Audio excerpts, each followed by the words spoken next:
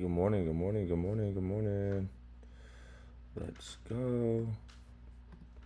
1% of the general population have the overwhelming amount of money, and 1/10 of that 1% has almost all of that, right? So I think it's like the richest 100 people in the world have as much money as the bottom 2.5 billion. And you think, well, that's a terrible thing, and perhaps it is, but what you have to understand is that that law governs the distribution of creative production across all creative domains, right? It's something like a natural law, and we'll talk about that more, but imagine what happens when you play Monopoly. You've all played Monopoly. What happens when you play Monopoly? One person ends up with all the money, all right? Then you play another game of Monopoly. What happens?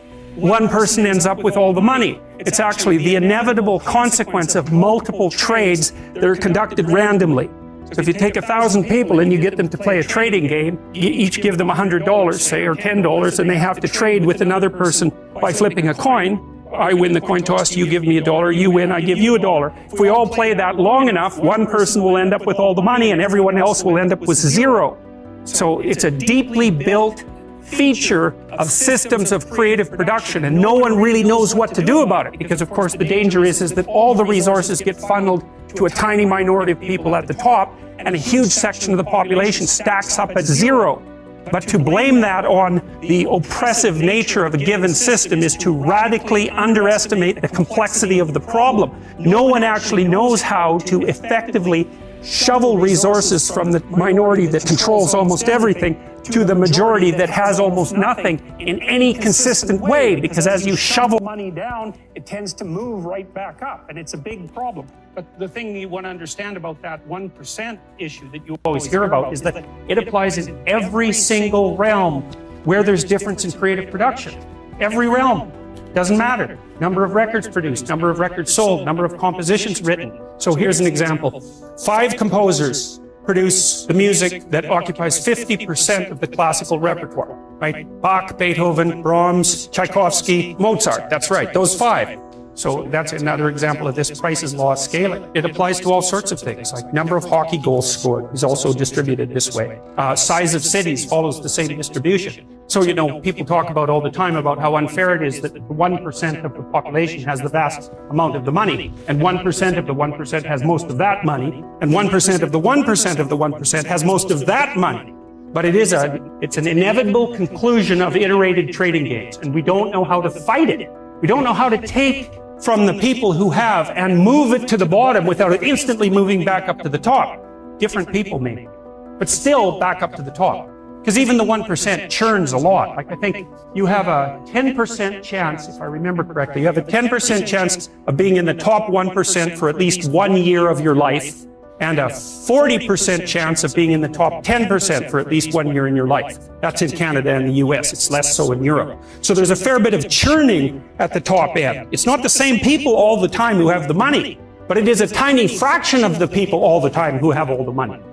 Anyways, the reason I'm telling you about that is because after the peasants were granted their land and started to become farmers, a tiny minority of them became extremely successful, and those people produced almost all of the food for Russia and the Ukraine. So what happened in the 1920s when bloody Lenin came along and collectivized the farms was that they defined the kulaks, who were these tiny minority of successful farmers who maybe had a brick house and were able to hire a couple of people and had some land and some livestock and were very productive people. They defined them as socially unfriendly elements, and they sent groups of intellectuals out into the towns to collectivize the farms. And so the idea was that, well, you would pool your land and everyone would farm it collectively, and the land was taken away, of course, from the tiny minority of people who were actually productive and had actually managed to own much of the land. So you have to imagine how that would occur.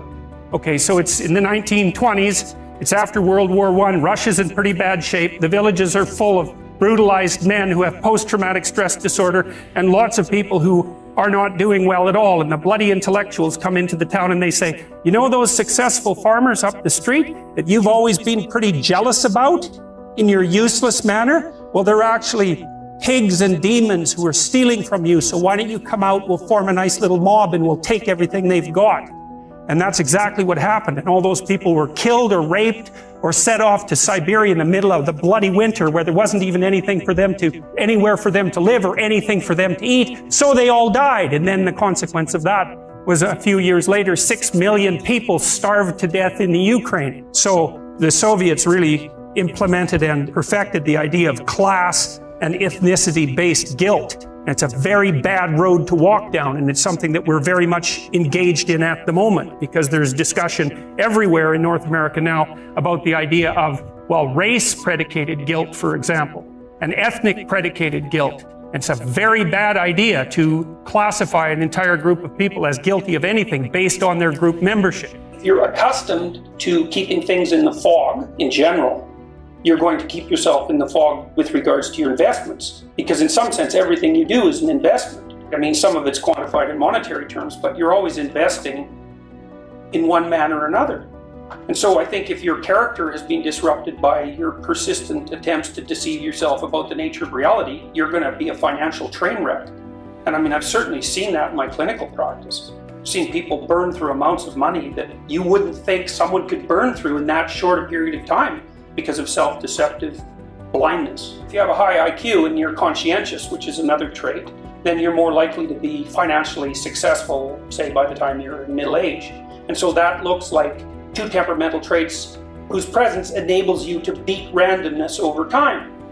So those traits work very well in this society at this time, but you can also argue that that's also a matter of chance, because there wouldn't be unconscientious people if at some point in the past unconscientiousness hadn't aided their survival.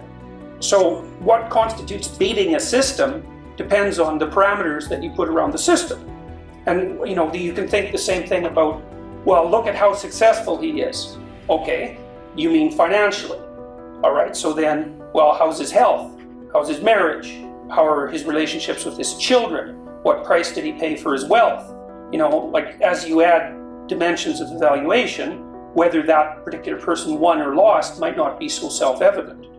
One idea that's very common in our culture is that poverty is caused by lack of money, and that's a really stupid idea, because money is very difficult to handle. I had clients who were addicts, and the worst possible thing that could happen to them was that they got some money.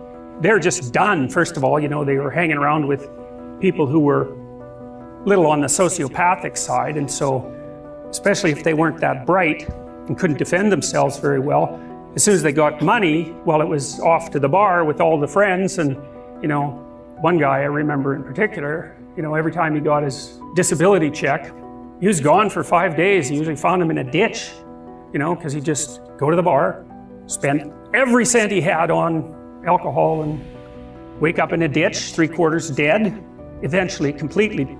And then he was ashamed and horrified and repentant, and he'd straighten himself out again, and then that was all well and good until, as long as he was broke, until the next check showed up, and then bang, the same thing. So, it's not like money is necessarily a good for everyone. It's hard to manage money. It's really easy for it to disappear. I mean, elderly people have a hell of a time now because, crooks are contacting them on the internet non-stop, and so just giving people money, it's like pouring water in their hands. It's not that helpful, not necessarily that helpful. And then, of course, contributors to poverty are, well, it's not so good to have a low IQ. People don't like the idea of IQ because it seems so arbitrary. Have a high IQ. Well, it's not like you deserve it exactly. You're set up that way pretty much right from the beginning. It's very, very, very, very stable. You can make a high IQ person stupider by, not educating them up to the level of their possibility, but taking someone who has a low IQ and trying to raise that, it's like, if you can figure out how to do that, well, it's Nobel Prize time for you, because people have tried that a lot, and our society is increasingly sophisticated, so it's by no means obvious. The liberals think, well, this society is unfair because there's unemployment, and the conservatives think, well, there's a job for everyone, but none of them think, well, there are massive, massive, massive differences in people's ability, far greater than anyone realizes, and that poses a structural problem. I had a client, and I got him a volunteer job, which is way harder than you think. You need a police check, for example. Like, it's harder to get a volunteer job than a real job, but I got him in a volunteer job, and he had to fold pieces of paper, letters. He worked at a charity. He had to fold pieces of paper in 3, so that he could put them inside envelopes. And then the letters, which were in a pile, had to be matched with the proper envelopes, which were also in a pile. But some of them were French and some of them were English, so the French ones had to be matched carefully to the French envelopes. And if there was one envelope out of order, well then he had to figure out whether it was the papers that were out of order or the letters that were out of order. And then some of the letters had photographs attached to them, and you weren't supposed to bend the photographs, but they weren't always in the same place, so that meant you had to figure out how to fold the paper in three, a bunch of different ways without creasing the photograph. And then the other thing is, and I never realized how difficult it is to put a piece of paper in an envelope till I watched someone who couldn't do it. And he probably had an IQ of about 80. You know, if you met him on the street, you wouldn't think anything different of him. He was a normal looking guy. Good morning, good morning, good morning, good morning, good morning, good morning, good morning. How's everyone doing? Great to see each and every one of you all this morning. Welcome to First Call as always, every Monday, Wednesday, Friday here on YouTube Live. Super appreciative that everyone that is here tapped in. Give me 1 second here. Let me, what's up, Benny? Good morning, good seeing you, man.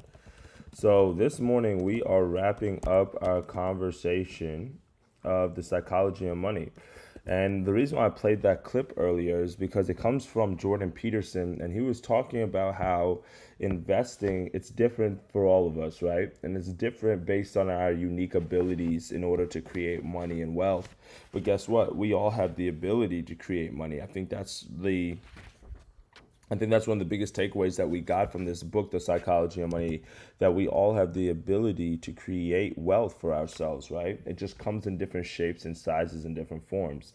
And chapter 19, I'm going to go quickly today, like in chapter 20, we see the whole book kind of wrapped up and summarized, right? Chapter 19, Housel goes over some key significant points to keep in mind as, kind of summarizing the book. Chapter 20, he gives you his take, his look at how to manage money and how he manages his money for his future.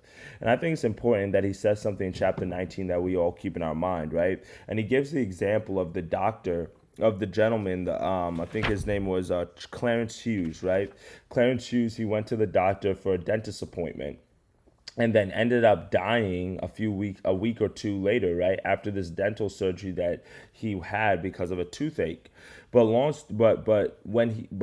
the problem was not that he died. Well, I guess that is a problem, right, that he died. But it was also because he didn't consent to the surgery. And this is back in the 1930s, when consent was a blurred line. It's not today, right, where consent is something that has been very, clear, harped on, talked about for a while.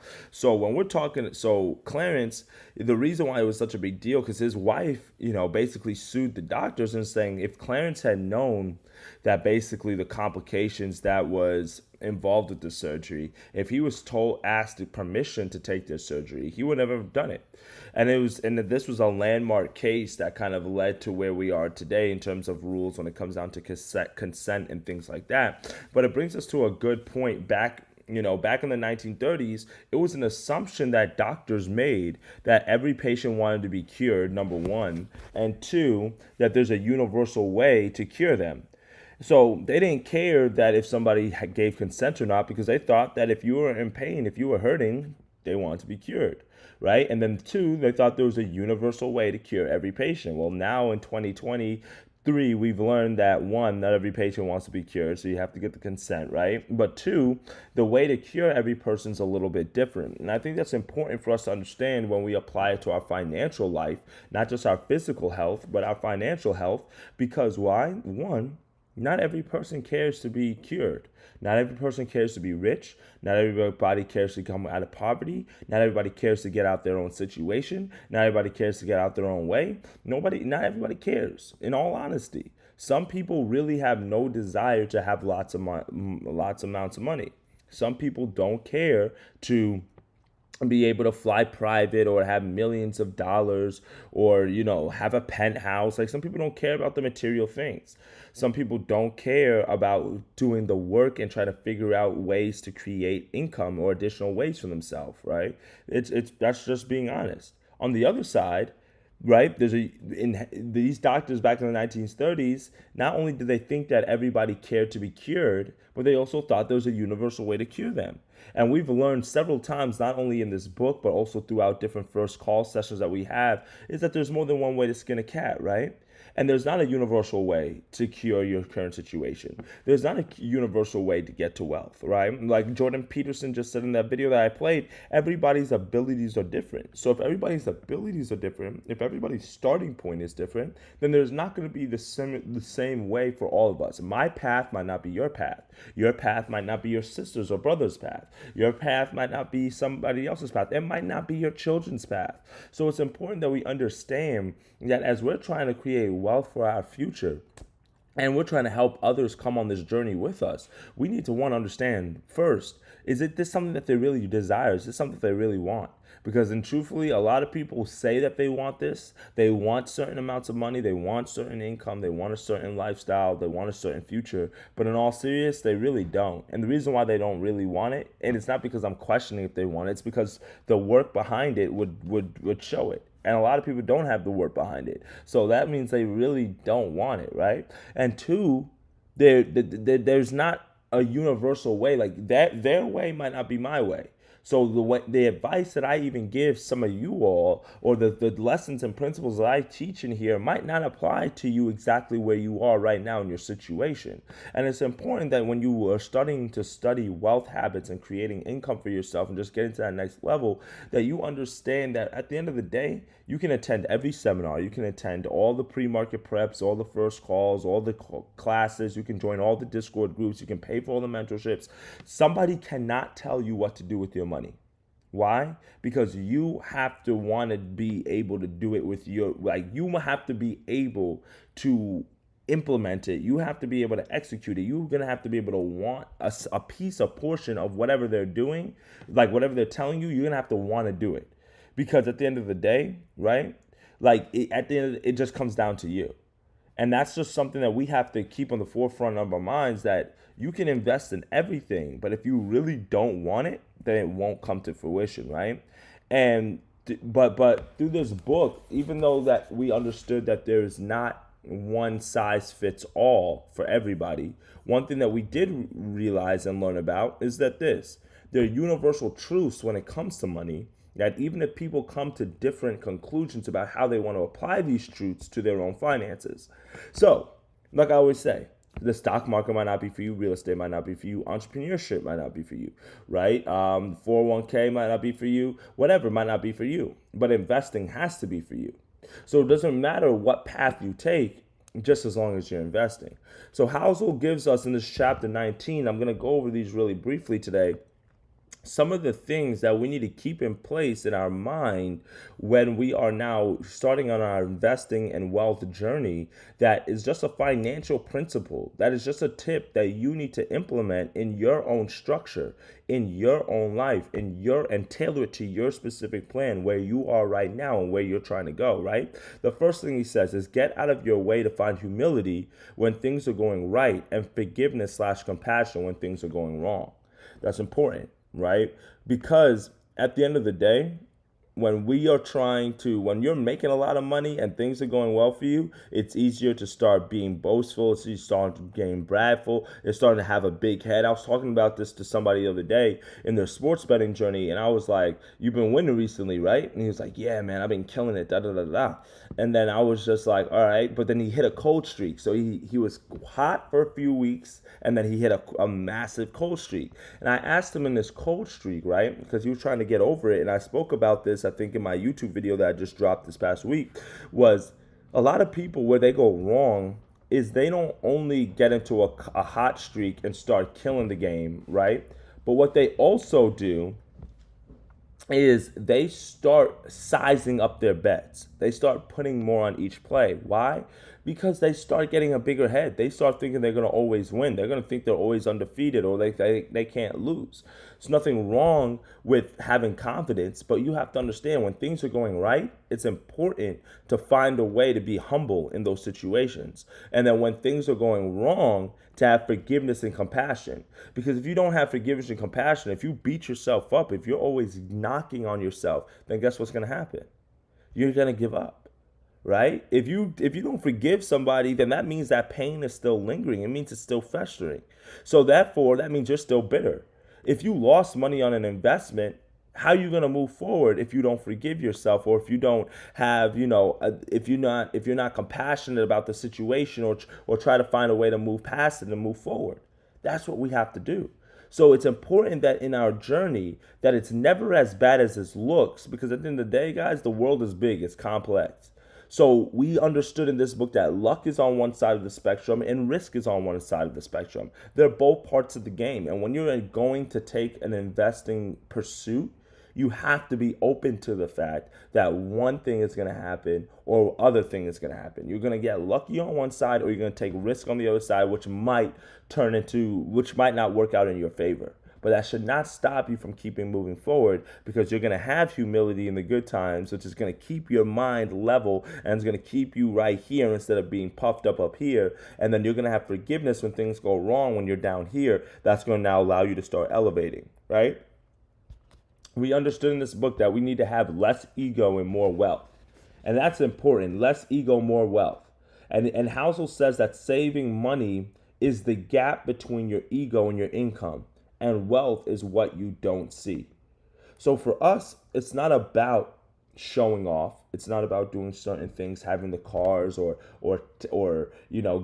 trying to keep up with the Joneses, keeping up with our friends where they are in life, keeping up with the people who are on Instagram posting things. It's about having less ego and more wealth.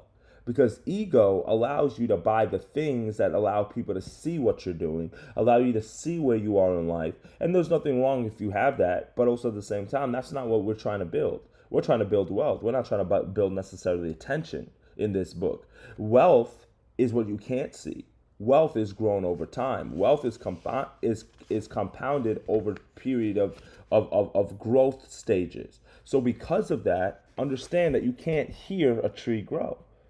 So guess what? You're not going to hear your wealth building. You're not going to hear your wealth compounding. You can hear those chains clinging. You can hear that engine of that vet, though. You can hear, somebody who's loud and boisterous about, the things that they have. That's not what we're going for. Less ego, more wealth. Get out of your own mind, get out of your own way, and start building towards the future that you're really trying to create. The next thing that he says, manage your money in a way that helps you sleep at night. I think this is so important, especially is when I'm in an industry like sports betting or options trading, right? If you put in a contract and that contract expires worthless, and if it expires worthless, or even if it reverses, let's just say 50, 75%, and you won't be able to sleep at night, I'm here to let you understand that you are taking very, very, very, I would say, huge risks that are really unnecessary. And it's important to understand that because, when you're comparing your investing strategy and your journey and your goals with somebody else, it's important that you have still peace of mind while you're doing this. Your investment goals and strategies need to be aligned with where you are in life, with your risk tolerance, your risk threshold, what you have to lose, right? And then you also need to understand that, at the end of the day, his story ain't my story. This is going to give me peace of mind, so I need to invest this way. All of us get peace of mind from something differently. And because of that, you have to tailor your plan accordingly.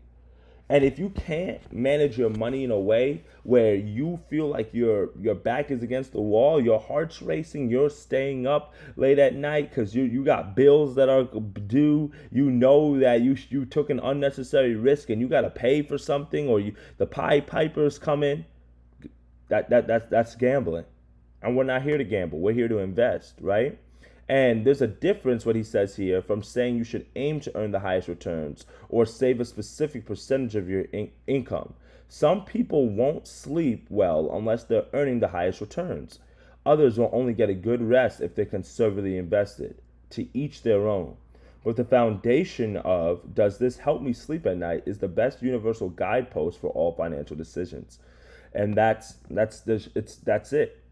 If you can't sleep at night because of the decisions you're making, then it's probably best that you don't invest in that way. Or it's probably best that you scale back, size down, and really get a clear head in mind. I hope this is making sense to you guys. Let's keep moving through some of these, right?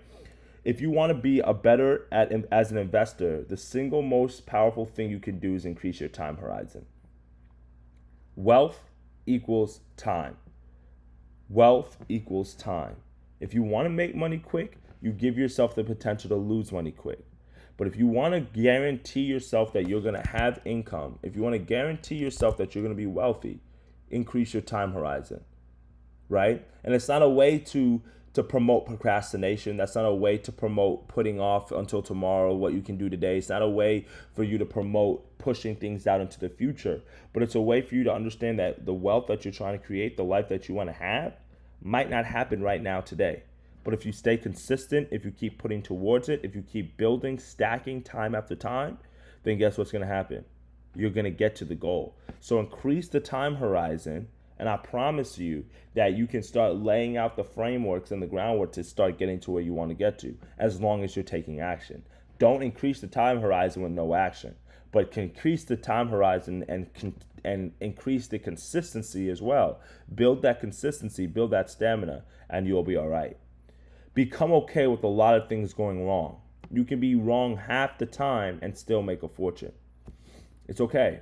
You're not going to win every bet. You're not going to win every trade. You're going to take certain risks that are just not going to pan out in your favor.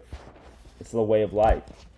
And it's funny because when I do like certain sales calls, right, and I'll have somebody on the line and they'll talk to me about like, oh, they've invested in mentorships in the past. They've been burned in the past. You know, they've lost their money in the past. And I just simply ask them, I'm like, are you married? Like, do you have a relationship or whatever? And most people say yes. And I'm like, did that high school relationship that you had, you know, that bad boyfriend, that bad girlfriend, that terrible breakup, did that stop you from pursuing love in the future? And the majority of people don't know, right? Because it might have left a sour stain in their mouth. It might have hurt for a little bit, but it didn't stop them. And it's important that you keep that same type of mindset when you have your investing or when you're talking about money. Why?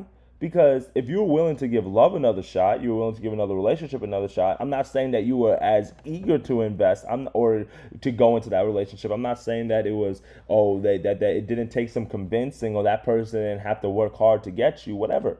It's the same type of mindset here. Just because you got burned in the past does not mean that you'll get burned in the future. So don't let past hurt or past failures or where that you've gone wrong in the past prevent you from reaching your goals and where you really were meant to be in the future. And it's important that we have that mindset because we had that mindset in other things. But when it comes down to money, when it comes down to losing money or getting burned before on an investment, I lost money and we throw in the towel and we no longer keep moving forward. We stop investing because I lost a few dollars in the markets. Nah, man, you got to keep going forward because guess what? You can still be right half the time. 50% of the time, that's all you need to be right. So if you give up, if you throw in the towel, then you'll never give yourself the opportunity to be right. Use money to gain control over your time. That's what money should be used for. That's what one of the things that Housel was big on preaching on this. Because not having control of your time is a powerful and universal drag on happiness. There's nothing that gets people more upset than not being in control of their time. And you probably might contend and argue that, but it's true. Because think about this. Have you ever told your child to do something and they didn't want to do it? Why? Because they didn't want to do it at that time. Have you ever told somebody like, oh, they should do this and they didn't listen, even despite all the consult and the advice that you gave them? You know why? It's because they didn't come up with the idea on their own. So the thing is, most of us, the reason why we're not happy, the reason why we have, certain drags on our lives and certain, things that get us emotional is because we don't have control. And when you get down to the root of it, most of us don't have control over our time. We don't move the way that we want to move. We don't get up when we want to get up. We don't get to do what we want to do when we want to do it. Why? Because we live in a world where right now you got to wake up at a certain time to go to work. You got to do certain things, make certain sacrifices to get paid. You gotta say kiss your daughter and son before you leave, and you got to go. Why? Because you're trying to put food on the table. You're trying to provide for them. But understand that the goal of money is not for us to go on vacations and to buy bigger cars and bigger homes. That's a part of having more money. At the very fundamental level, it's about getting more control over your time. It's about you now being able to say, I want to do this when I want to do this. I can do this because I have this flexibility and this freedom. Don't rely on your job or or your career to give you that freedom. Like I was talking to somebody the other day and they're like, yeah, well, my job's pretty flexible. I work from home, so it's not bad. Like I don't really need more time. And I'm like, okay, but you still have to clock in, right? When like you can't just not open your work laptop for a week. Oh, no, I can't do that. I mean, you can't just not go a few days without telling people like what you're doing or what's going on, right? Nah, I can't do that. So yeah, you might have flexibility more than the next person. You might have a work from home from environment differently from somebody who has to go into the office every day. You might have more control than somebody, but do you have ultimate control? And that's the key. Getting that ultimate control over your time, and that's what money allows us and grants us. It grants us that freedom, that ability to do what you want, when you want, with who you want, for as long as you want to. And that pays the highest financial dividend ever. That's the highest dividend that you can get paid, to be able to get that control over your time. And when you're getting control over that time, then you know what you're going to do? You're going to be smarter with money. And when you're smarter with money, then you're going to understand that the key for you is to be nicer and less flashy. Nobody is impressed with your possessions as much as you are. So because of that, listen, buy the things that you want to buy, get the things that make you feel good, but I'm all for it. But also at the same time, understand that you're really only doing that to stroke your ego. At the end of the day, you're only doing that to satisfy you. Because at the end of the day, some people might give you a compliment on that car, but it's going to go right back in that garage. And after they see it 2, 3, 4 times, they're going to stop complimenting you on it. You're only doing it for you.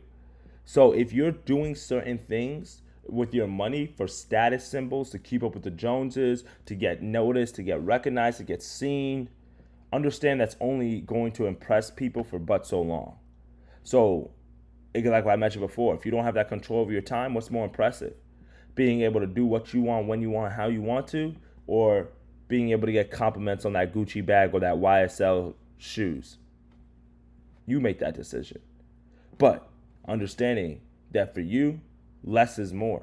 It's when it comes down to flashiness, when it comes down to your possessions, because the possessions are going to come as wealth is being built. Where's your priorities? Where's your focus line? We have a few more, right? And a few more that he covers. Save. Just save. At the very least, right? On creating wealth. Good morning, Felicia. Good morning, Luz. Great to see you guys. Good to see you guys. When you guys are trying to create more income for yourself, just save. You don't need a specific reason to save. It should just be a mindset. It should just be a way of life, right? It was funny because when I was younger, and mom, like when you're a kid at the table, your mom would make you try to finish all your food, right? And that's funny because it allows you to get a principle on saving, right? You don't want to waste food. You don't want to there are people out there who wish they had this food. I'm not saying that means that you have to scoff it down and eat all of it. Sometimes you put it in a Tupperware and save it for the next day. But when you think about our culture, how much I was at a restaurant the other day helping them out, like on the back end, and the amount of food that they waste is crazy. It's crazy, right? And I get why you have to throw away some food at restaurants and stuff because of FDA stuff. I get it. But also at the same time, we as a society, we are trained to waste. We're not trained to save. We are trained as consumers to spend. That's why we have the holidays that we do. That's why we have all these different festivities that we do. All these different traditions that we have, which are just ludicrous. Like, that don't make no sense. Just more ways for you to spend money.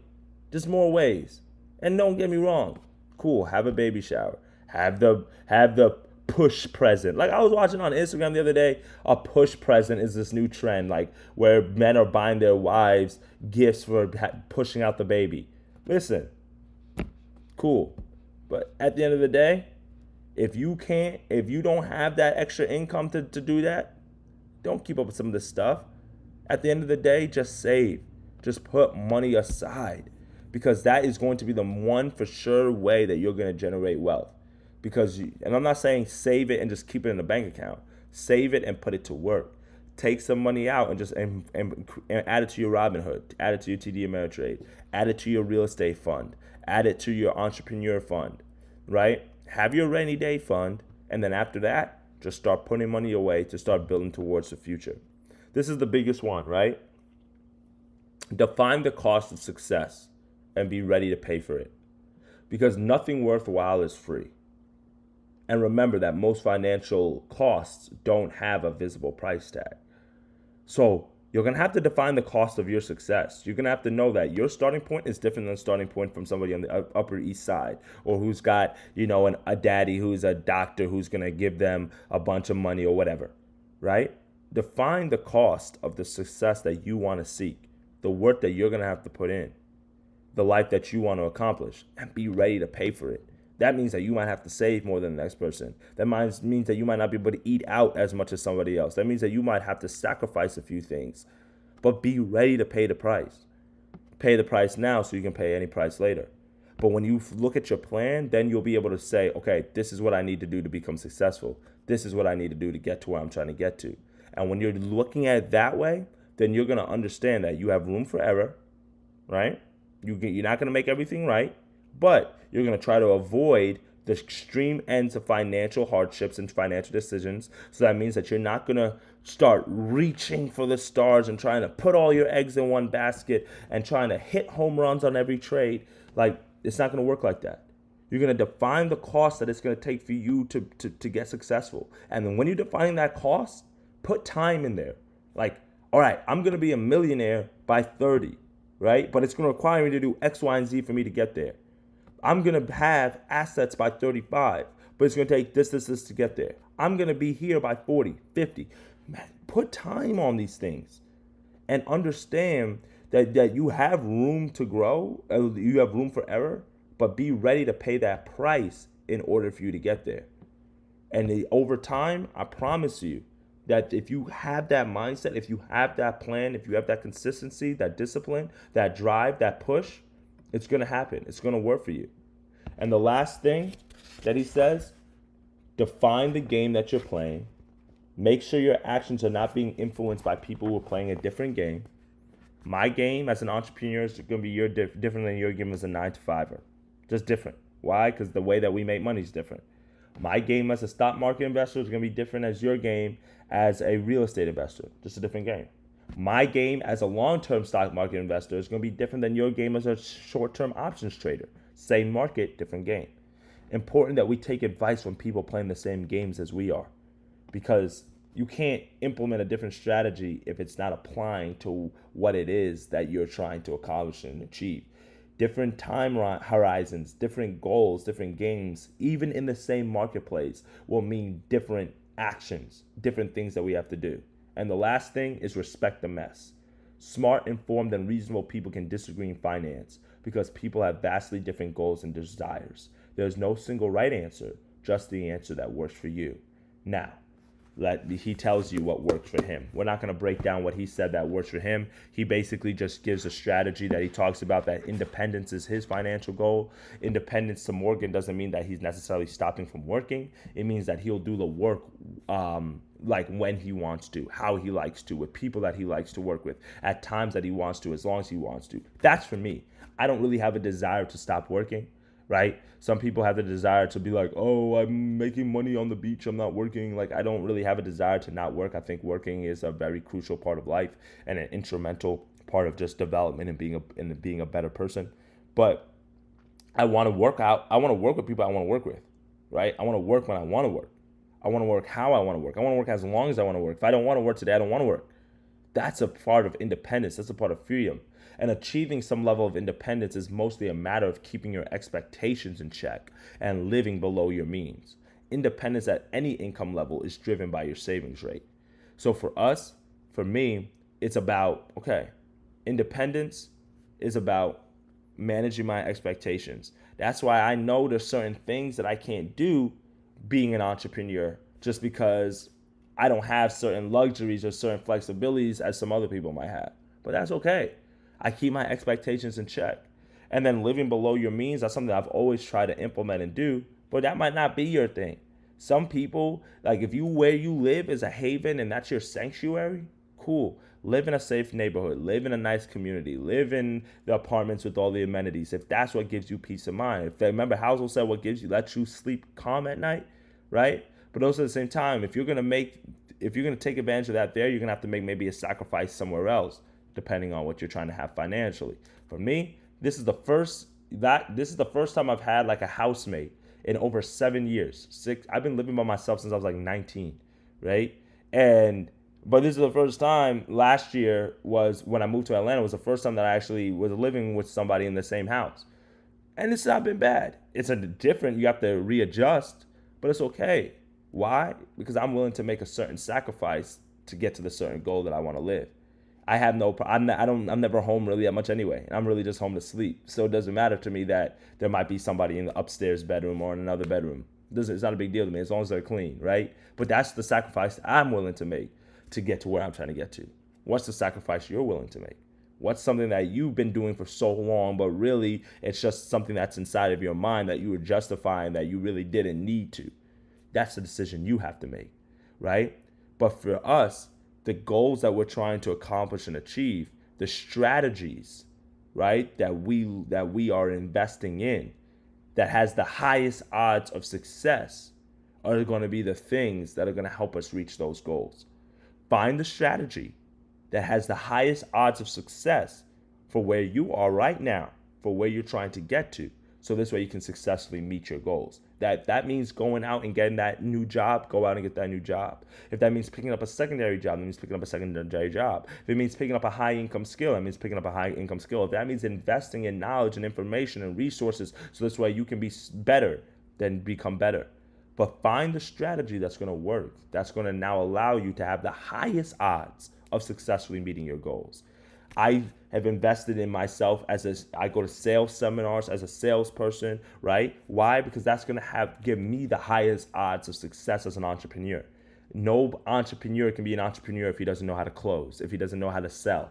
So that's why for me, that's something that I've been focusing on a lot over the last several months, is becoming better, not as just a investor or as a speaker or as a coach or as a mentor, but also as a salesman. Not to make more money selling people on stuff, because I'm selling stuff in a whole bunch of different industries for different people, but it's because at the end of the day, as somebody who's self-employed and trying to make my own money, guess what I have to do? I have to sell more. I have to become better at closing. It's just a skill set. So that's the strategy that's working for me right now, and the strategy can change. It can shift. You can tailor it. So don't think that's just what you're doing right now. You have to be so lasered with it. You can adjust, right? But for each and every one of us, there's a strategy that's going to work for us. And this book right here helps us get to that mindset that understands that you're not crazy, that you're figuring it out, that that where you came from, what your past, it's not going to define your future. The lessons and the principles that you were raised in does not mean you have to implement those anymore to get to where you're trying to get to. We all have a different strategy. We all have a different plane. But what's your mindset? How do you view money? How do you view wealth? How do you look at riches? How do you look at money? How do you look at creating money? That's the biggest thing here. Don't always get caught up on the stock market, real estate, entrepreneurship, whatever, coaching, whatever. Like, don't always just get caught up on the market. Get caught up on your mindset around how you think about money, how you think about creating money. Is this something that is a burning passion for you? Or is this something that you just casually think about? Is this something that you and your family have sit-down table conversations and goals about? Or is this something that when you guys get paid bi-weekly, you're just covering the bills and then y'all splitting whatever else and you're just going on freely willy-nilly? Be intentional with this. Get your mindset in that frame that, you know what? There's lessons to wealth. There's lessons to happiness. There's lessons to freedom. And if that is what you're seeking, you're desiring, that understand that the marketplace is one thing, the investment vehicle is one thing, but the driver, the person behind the wheel, the person who has their foot on that gas, on that brake, that is the most important thing. Doesn't matter if you're driving a 1980 Pontiac or if you're driving a 2020 Benz or a Lambo Urus. None of those cars are relevant if the driver behind the wheel is not in alignment, doesn't know how to drive. A baby behind a Lambo makes no difference than an 80-year-old behind a Pontiac. So you're the driver of your future. You're the driver behind the car. Get your mind right, so this way you can push towards your goals and the things that you're trying to accomplish. I appreciate you guys for tapping in this morning. Great to see you guys, Luz. Great to see you, Felicia. I hope you guys found some value in this book. We finished our first book of the year, Psychology of Money. Guys, we're going to be cranking out a few books. I'm at my boy's crib right now doing some business out here, and he had the book Atomic Habits inside of his bookshelf, and I told him that's one of the books that we're going to be reading at some point on First Call. So if you guys have any books, any topics, any suggestions over things that you want me to discuss and talk about, I will definitely be able to do that, dive into that for you all. We'll do a few weeks of training, just going over some different things. We've been doing a lot of wealth training recently, so tap into the previous YouTube lives and the previous First Call episodes where I'm talking about how to build wealth, not just through this book, but just in also different tips and strategies. But then also we're going to be going into some few different things. We're going to be hitting on health tips this year. We're going to be so wealth is one thing, but we're going to be talking about health. We're going to be talking about entrepreneurship. We're going to talk about stock market trading. We're going to talk about some real estate stuff. We're going to get into the nitty gritty. We're going to talk about some mindset, some personal development, some subconscious, conscious mindset things. So we're going to get really into it this year in terms of really just trying to find things that can help us become better people and get to that next level. But I appreciate each and every one of you all for always tapping in. We'll be back at 8:30 on Twitter Spaces for Mindset Fridays. So make sure you guys tap into that. 8:30 a.m. Twitter Spaces Eastern Standard Time for Mindset Fridays. Can't wait to see y'all. Let's get to it. Let's make some money. Make sure you guys finish this book if you haven't, and let's get that money, guys. Great seeing y'all. Great seeing you, Luz. Great seeing you guys this morning. Let's get it. Later. Dictate your fate.